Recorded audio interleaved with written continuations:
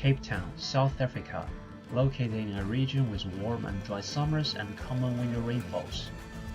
With more than 4 million citizens and because of an extreme drought, excessive use of water, predicted back in October 2017 that the city would run out of water by the following March. Since then, the date for what the officials are calling Day Zero was successfully postponed to sometime in 2019. Taking water for granted and keeping the usage of it without a regulation, as well as treating it as a product and not a basic human need, will maintain the rise of crises such as the one seen in Capetown. The city's officials are yet to figure out a long-term solution for such a problem, and that is what we try to come up with this research.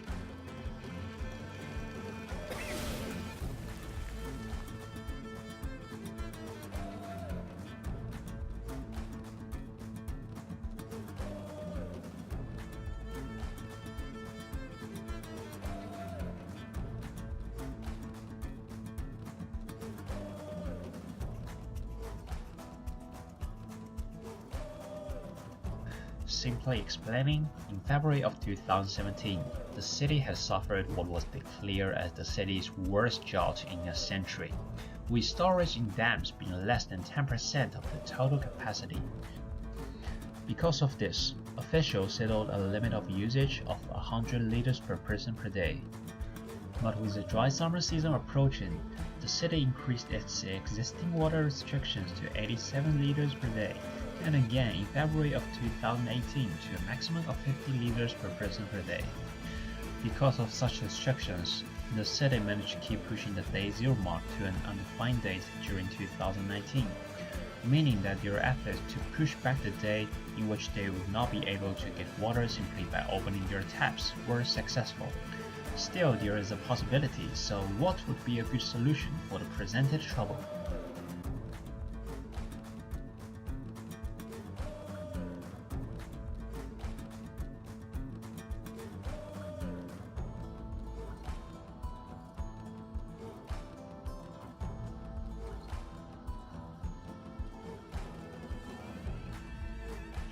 Recreating the tap system, a more advanced filtering for saline water, reforestation and such.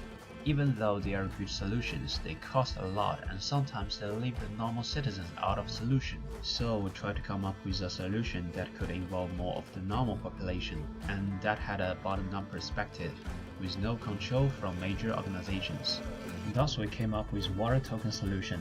It lets people take control, doesn't involve monetary solution and creates a socially equal currency. It would basically work as a new currency that would only work for water-related issues. Think of treating it as a game.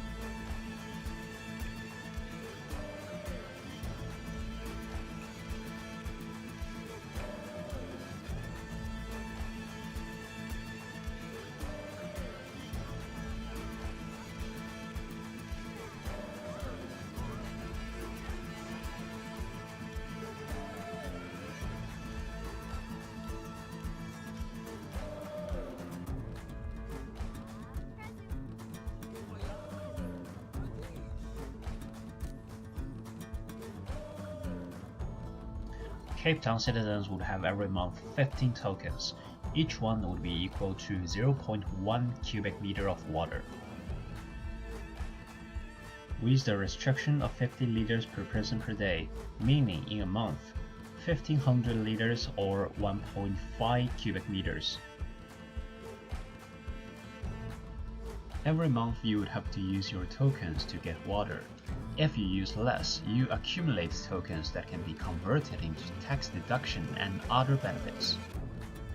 If you use more than what you are supposed to, you have to exchange more tokens to what was the extra of what you spent. For example,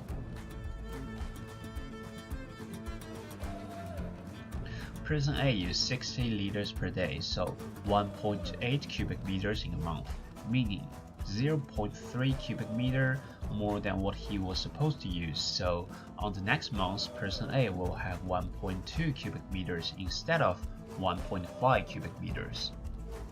Person B used 40 liters per day, so 1.2 cubic meters in a month, which is 0.3 cubic meter less than what the limit is. So in the next month, Person B will win 3 tokens that he or she would be able to keep, exchange for tax deduction and other benefits.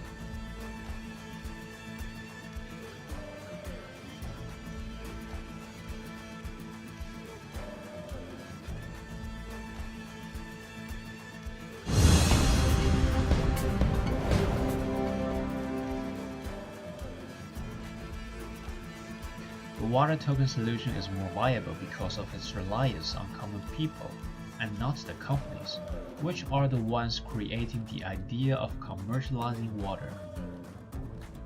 That does not mean the big industry should not be regulated. It's pretty much the contrary. It should definitely be controlled because they are the ones who are inflicting major damage on the water storage. But our solution finds a way to break the capitalization of water through the eyes of the population itself.